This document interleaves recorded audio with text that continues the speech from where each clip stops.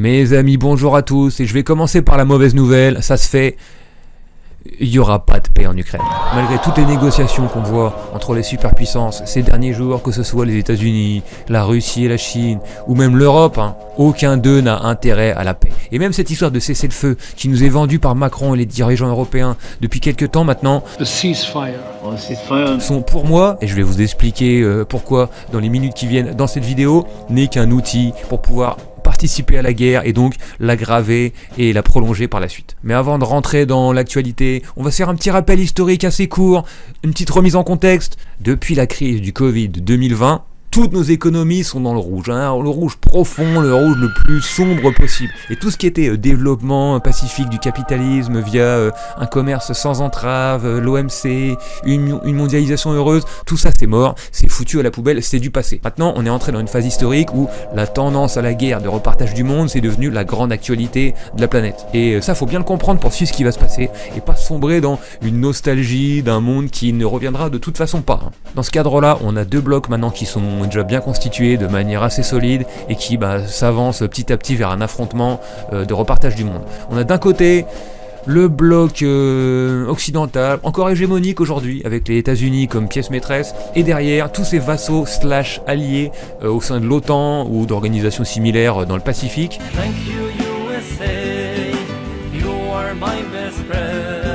Et de l'autre côté, on a le bloc, disons, challenger, constitué autour de la Chine, qui est le principal prétendant à la première place économique mondiale. Et autour d'eux, il y a la Russie, l'Iran et tous les pays qui ont des partenariats stratégiques assez avancés avec eux. La stratégie décidée par la puissance américaine au début, sous Biden, était d'essayer de disloquer ce bloc chinois, par exemple via des guerres par proxy contre ses alliés, l'Iran, la Russie, comme on a vu récemment. Néanmoins, avec l'élection de Trump et son programme Project 2025, le plan a changé et il est maintenant de s'attaquer directement à la Chine en one-to-one. Et donc de déléguer les autres fronts à leurs vassaux. C'est exactement ce qui est en train de se passer en Ukraine. Trump essaie en fait de solder les comptes des conflits créés par Biden et l'administration précédente pour se concentrer sur la nouvelle priorité du complexe militaro-industriel américain, la Chine. Et donc en Europe, on a les pays de l'OTAN qui doivent se réorganiser pour reprendre à leur compte la guerre qui a été menée à la Russie et qui leur est maintenant déléguée par les États-Unis. Et ils commencent à faire ça à travers le dispositif qu'on connaît maintenant de la coalition des volontaires, mis en place par Macron et Starmer il y a quelques mois déjà. We launched in February this year this coalition of the willing. I got a coalition of the willing. We have now 30 countries. I got 40 nations. Ready to roll, son. Donc le plan pour eux, je le rappelle, pour ceux qui ont raté les épisodes précédents, abonnez-vous à la chaîne YouTube ou suivez-nous tous les mercredis sur Twitch à 18h. Bienvenue à tous dans ce nouveau stream, dans ce nouveau désertion comme toutes les semaines. On est là, on est ensemble pendant 4 heures. Le plan maintenant pour la coalition des volontaires, c'est d'obtenir un cessez-le-feu en Ukraine pour pouvoir avoir l'occasion d'entrer militairement et d'envoyer des troupes sur place. Alors pour eux, si on les écoute, pas directement en contact avec la Russie, vous inquiétez pas. Dans des zones non chaudes, c'est-à-dire pas sur la ligne de front. Néanmoins, si on prend cette direction, à court ou moyen terme, c'est inévitable. Et donc tout ça se fait un peu dans la panique et dans l'accélération, avec le style Trump, ça crée quelques remous dans l'alliance occidentale, néanmoins ça reste de la pure forme et de manière mineure. Et donc c'est ce qu'on va voir, c'est ce qu'on va suivre ensemble, avec une petite chronologie de ce qui s'est passé sur le plan diplomatique ces derniers jours, en commençant par l'Alaska le 15 août. Donc le 15 août, on a d'abord ce sommet historique, il faut le dire, on va pas mâcher ces mots, ça fait longtemps que c'était pas arrivé. Trump reçoit Poutine sur une base militaire à Anchorage en Alaska, ancienne région russe, et l'objectif bien sûr de Trump, c'est d'accélérer les choses pour solder ses comptes en Ukraine. Et derrière ça, en background, on a les dirigeants européens qui sont un peu pris de vitesse par les choses et qui essaient de garder un lien avec l'avancée de l'histoire. Donc ils ont demandé à être inclus, parce que c'est quand même eux qui vont scoltiner la guerre avec la Russie après. À ce sommet, on a Trump et Poutine qui annoncent leur satisfaction suite aux discussions, même s'il n'y a rien qui fuite, on est encore dans la diplomatie secrète. We had an extremely productive meeting and many points were agreed to. Et Trump annonce dans la foulée un tête-à-tête avec Zelensky le lundi qui vient pour lui annoncer ce que les grands ont décidé pour lui. On est maintenant le 16 août. Le 16 août, la coalition des volontaires Macron, Starmer, Merz et compagnie se réunissent par Zoom. Ils font un petit Zoom d'urgence et à la fin de la visioconférence, Macron il sort sur le perron pour annoncer à la presse. Bonsoir à tous. Premièrement, la manière dont les Européens vont prendre en charge la suite de la guerre. Un des points importants de la réunion de demain, c'est de pouvoir expliquer au président américain tout le travail qui a été fait par la coalition des volontaires que nous avons bâti. Ready to roll, son! Qui consiste à dire quel est le format d'armée ukrainienne pour que la paix justement soit juste et durable. Des forces de réassurance. Vous m'avez entendu souvent en parler ces derniers mois. Plusieurs États sont prêts à le faire, de la formation à la logistique jusqu'à la présence dans des zones non chaudes, c'est-à-dire pas sur la ligne de front, pas dans des territoires contestés, mais d'avoir une présence de forces alliées aux côtés de l'Ukraine. Tout accord qui reposerait sur l'absence d'une armée ukrainienne, sur la réduction d'une armée ukrainienne, serait un accord insincère, voué à ne pas être respecté. Nous voulons une paix robuste, une paix qui en aucun cas ne saurait être une capitulation, une paix qui en aucun cas ne peut se faire aux dépens de la sécurité des Européens. Et deuxièmement, ils annoncent aussi que, en tant qu'exécutants du plan, quand même, ils aimeraient bien être mis au jus de ce qui va se passer. Donc, ils vont s'incruster le lundi avec Zelensky à la Maison-Blanche avec Trump. C'est d'ailleurs cela et ce contexte qui a décidé, avec plusieurs collègues européens, à l'invitation du président Trump et du président Zelensky, d'aller avec ce dernier demain à Washington. J'espère qu'on leur servira un petit verre d'eau, voilà, quand même, qu'ils soient pas déshydratés, en attendant que les choses se décident, mais ils seront là quand même pour l'image. Simultanément, là, le même week-end, on a le ministre de la Défense britannique qui rappelle que son pays est prêt à envoyer des troupes en Ukraine. On n'est pas surpris, on connaît le plan. Macron en avait déjà parlé en février 2024, tout le monde avait rigolé à l'époque en disant « Ah là là, il s'est enflammé, Macron ». Il se trouve que c'était vrai et qu'en fait, il avait juste besoin d'un an pour lancer son narratif, pour le faire accepter par les gens. On en est là maintenant, et le ministre de la Défense britannique le rappelle.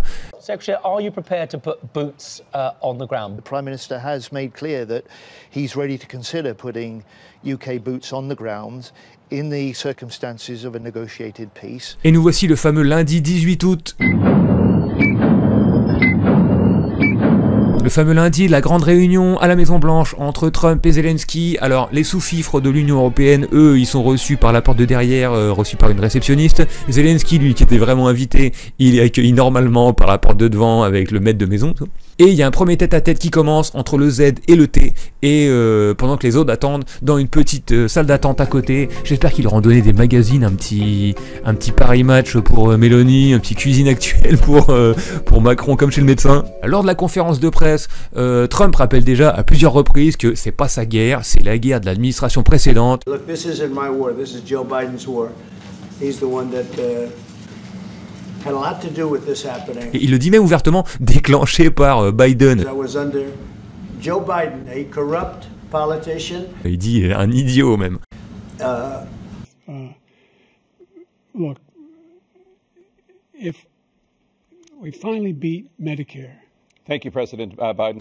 Not a smart man, never was. En bref, il est là pour solder ses comptes, quoi. Il rappelle à Zelensky quelles sont les conditions, les siennes et celles de la Russie. Et le pauvre Zelensky, lui, comme d'habitude, il n'a pas vraiment son mot à dire. C'est qu'un pion dans cette affaire, un pion proxy.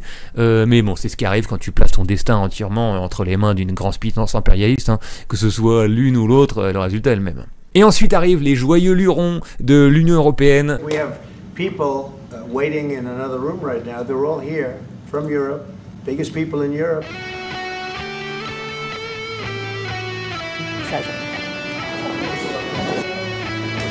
Chacun prend la parole un par un et ils rappellent tour à tour que bon, eux ils préféraient quand même, vous vous souvenez le plan du cessez-le-feu pour rentrer en guerre, chef s'il vous plaît quoi. We all would like to see a ceasefire. I can't imagine that the next meeting would take place without a ceasefire. Emmanuel?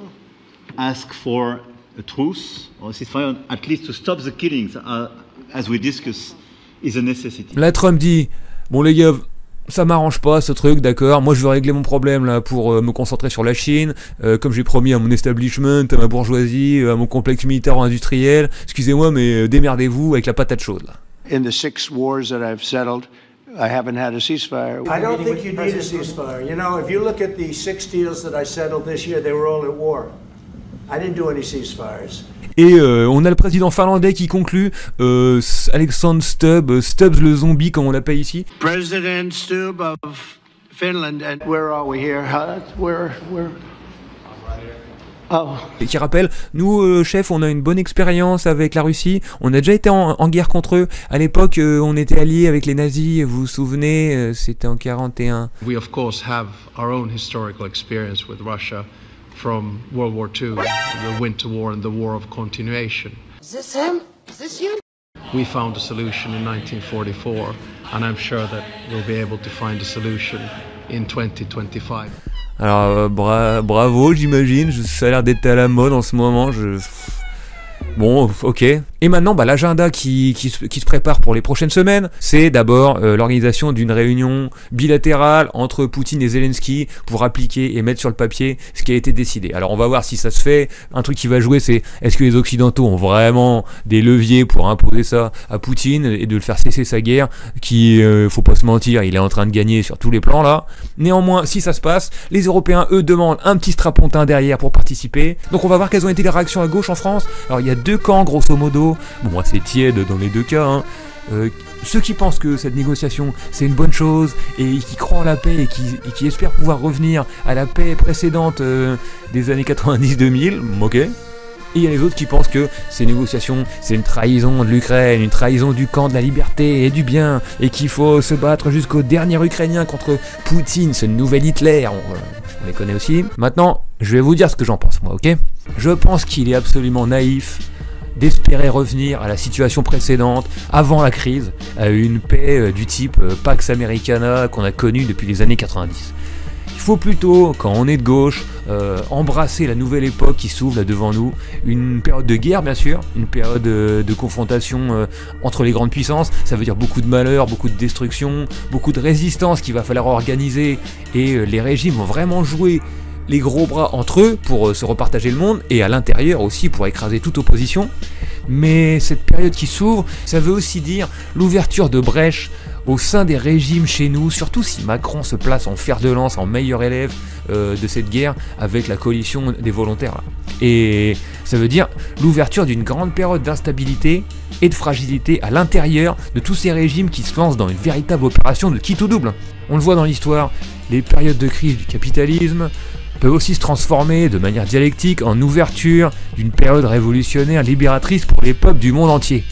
Et c'est ça qui s'ouvre aujourd'hui. Et quand on est de gauche, il faut savoir saisir le moment en cours. Il faut savoir comprendre l'histoire et comprendre le moment dans lequel on vit, l'embrasser même et y aller de manière volontaire pour changer ce monde et pouvoir enfin balayer pour toujours les restes de cette dégénérescence du capitalisme qu'on a aujourd'hui. Aujourd'hui s'ouvre donc une époque d'action. Et c'est pour ça que je continuerai avec ce stream d'analyser les choses de près pour vous, et toujours avec une vision historique qui permet de tirer des perspectives pour un changement de ce monde. Voilà, c'est fini pour aujourd'hui, à la prochaine, ici ou sur Twitch, tous les mercredis à 18h. Ciao. Il a besoin de continuer de manger. Voilà. Et donc c'est un prédateur. C'est un ogre à nos portes.